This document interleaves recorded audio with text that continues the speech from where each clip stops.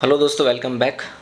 Cognitive behaviour therapy, जिसको हम CBT short में कहते हैं, ये एक ऐसी मॉडलिटी ऑफ ट्रीटमेंट है साइकेट्री में जिसको कहा जाता है वो उतनी ही इफ़ेक्टिव है जितनी कि medicine in some cases, in some disorders. तो आज का ये वीडियो मैंने बनाया है introduction to CBT.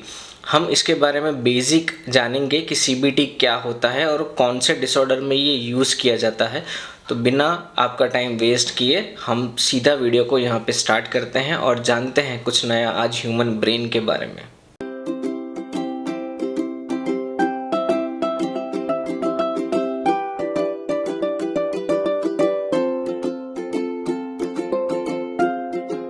So CBT basically works on pathological information processing in mental disorders। Simple भाषा में इसको समझें तो जो भी दिमागी बीमारियां होती हैं, जैसे कि डिप्रेशन है, एंजाइटी है, पैनिक डिसऑर्डर है, ठीक है, कोई भी स्ट्रेस रिलेटेड इशू अगर आपको हो रहा है, उसमें क्या होता है, जो इन्फॉर्मेशन प्रोसेसिंग होता है आपके ब्रेन का, उसमें कहीं ना कहीं गड़बड़ आ जाती है, उसमें कचरा जमा हो जाता है। अब जब भी कचरा जमा हो जाता है, जब भी ये गड़बड़ आ जाती है, तो उसको ठीक करना, उसको साफ़ करना बहुत ही ज़्यादा ज़रूरी हो जाता है। ज़्यादातर मेंटल डिसऑर्डर जो दिमागी बीमारियां होती है, उसमें क्या होता है, आपकी जो ये जगह है, ये जो ब्रेन है, ये जो आपकी थिंकिंग प्रोसेस है, यहाँ पे गड़बड़ हो जाती है। तो इसको ठीक करना बहुत ही ज़्यादा ज़रूरी है और उसमें सीबीटी आपकी बहुत ही ज़्यादा हेल्प करता है। सो जैसे कि मैंने कहा कि ये जो दिमागी बीमारियाँ होती हैं, उसमें कॉग्निशंस मतलब कि थॉट्स वो डिस्टॉर्टेड हो जाते हैं, उसमें कमियाँ आ जाती है, एक नेगेटिव वे में सोचना स्टार्ट कर देते हैं, पर्सनालिटी ही चेंज हो जाती है। एक पॉजिटिव आदमी जो हर सिचुएशन में पॉजिटिव रहता था, सडनली बहुत ही ज़्यादा नेगेटिव हो जाता है। वो कहते हैं ना, नेगेटिविटी का चश्मा पहनते हैं, तो पूरे लोग, पूरी दुनिया है ना, उनको उस चश्मे से देखेंगे तो नेगेटिव ही दिखेगा। तो क्या होता है कि आपके कॉग्निशंस या आपके थॉट्स कंप्लीटली नेगेटिव हो जाते हैं और आप उस तरीके से लोगों को देखते हैं, उस तरीके से सिचुएशन को परसीव भी करते हैं। सो एक नेगेटिव मेंटालिटी क्रिएट हो जाती है, जो आइडेंटिफाई करना बहुत ही ज़्यादा ज़रूरी हो जाता है। तो सीबीटी इस पे काम करता है। सबसे पहले ये रियलाइजेशन होना बहुत ज़्यादा ज़रूरी है कि आपका जो वे ऑफ थिंकिंग है वो काफ़ी नेगेटिव है। अब जहाँ आपकी थिंकिंग प्रोसेस में गड़बड़ आ जाती है, तो आपके एक्शंस में भी गड़बड़ आनी शुरू हो जाती है।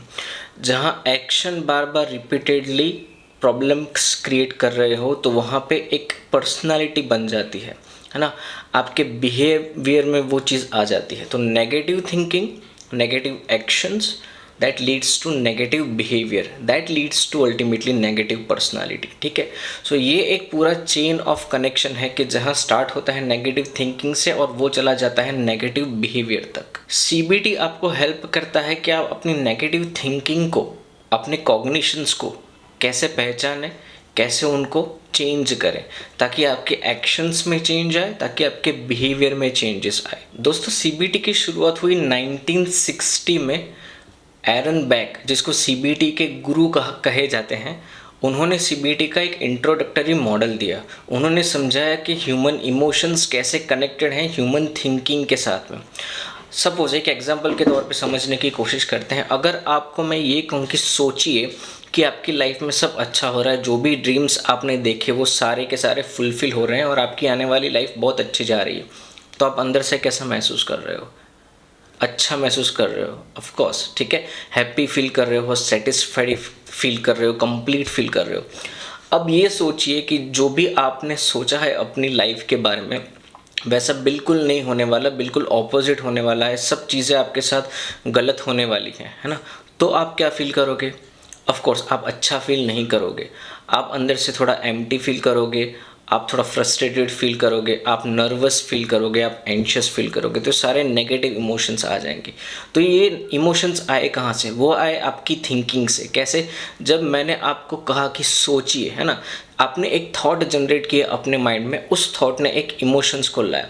सो ऐसे ही होता है, एक थॉट पहले माइंड में जनरेट होता है, उसके बाद एक इमोशन आता है, वो इमोशन एक एक्शन लेके आता है और वो एक्शन आपका बिहेवियर बन जाता है। ज़्यादातर टाइम में क्या होता है, हमारा पूरा फोकस हमारे इमोशंस पे होता है, हमारे थिंकिंग पे नहीं होता, हमारी थॉट प्रोसेस पे नहीं होता। अगर हम सैड फील कर रहे हैं तो उस वक्त हमारा पूरा दिन अपनी सैडनेस पे ही होगा। कोई हमें आके बुलाएगा, बात करने की कोशिश करेगा, हम उसको बोलेंगे यार अभी मेरा मन नहीं है, अभी मेरा मूड बहुत ख़राब है, अभी मेरे से बात मत करो। या फिर अगर आप गुस्से में हैं और अगर कोई आपसे बात करने की कोशिश करे तो वो सिर्फ गुस्सा ही निकलेगा, क्योंकि आपका पूरा फोकस गुस्से पे ही है। उसके पीछे एग्जैक्टली रीज़न क्या है, उस इमोशन के पीछे का रीज़न क्या है, उसके पीछे रिस्पॉन्सिबल थॉट क्या है, उसको हम नहीं जानते। तो सीबीटी ये काम करता है, आपको अवेयर कराता है कि आपकी क्या क्या कहाँ कहाँ फॉल्टी थिंकिंग है और क्या क्या फॉल्टी इमोशंस आप प्रोड्यूस कर रहे हो। जैसे कि डिप्रेशन में एक नेगेटिव कॉग्निटिव ट्रायड होता है, जहाँ जैसे कोई इंसान को डिप्रेशन है तो वो 3 चीज़ों को नेगेटिवली लेगा। एक नेगेटिव सेल्फ, दूसरा नेगेटिव वर्ल्ड, तीसरा नेगेटिव फ्यूचर।